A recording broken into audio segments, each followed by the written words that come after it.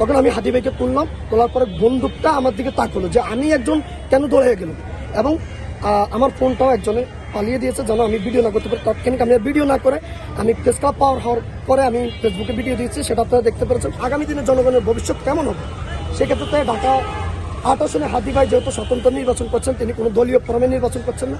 আমি বাংলাদেশ গণ অধিকার পরিষদ ঢাকা মহানগর দক্ষিণ শ্রমিক অধিকার পরিষদের রাজনীতি করি। সেক্ষেত্রে আমি যখন কার্যালয়ের দিকে আসলে ছিলাম, দেখুন যে হাদি ভাই রিক্সা দিয়ে কালভার্ট রোড দিকের থেকে আসছে, তখনই তিনাকে লক্ষ্য করে তিনার এই জায়গায় গুলি করা হয়েছে। অর্থাৎ এই জায়গায় গুলি করার সাথে তিনি রিক্সাতে পড়ে গেছেন, তার সাথে একজন ছোট সাথী ছিলেন আর একজন বড় মিডিয়াম সাইজের মানুষ ছিলেন সাথে। তখন আমি হাদি ভাইকে তুললাম, তোলার পরে বন্দুকটা আমার দিকে তাকলো যে আমি একজন কেন দৌড়ে গেলাম, এবং আমার ফোনটাও একজনে পালিয়ে দিয়েছে যেন আমি ভিডিও না করতে পারি। তাৎক্ষণিক আমি ভিডিও না করে আমি প্রেস ক্লাব পাওয়ার হওয়ার পরে আমি ফেসবুকে ভিডিও দিয়েছি, সেটা আপনারা দেখতে পেরেছেন। এবং আমি হাদি ভাইকে অতি দ্রুত ঢাকা মেডিকেল নিয়ে এসেছি, তার অবস্থা খুবই গুরুতর। এবং আমরা বলবো, দেশবাসীর কাছে আহ্বান করব, যারা এই রাজনীতির প্রেমটাকে নষ্ট করতে চায় কিংবা জনগণের এই আধিপত্যটাকে আবারও কেড়ে নিতে চায়, আপনারা তাদেরকে শক্ত হাতে পরিবর্তন করুন, প্রতিবাদ করুন, প্রতিরোধ করুন।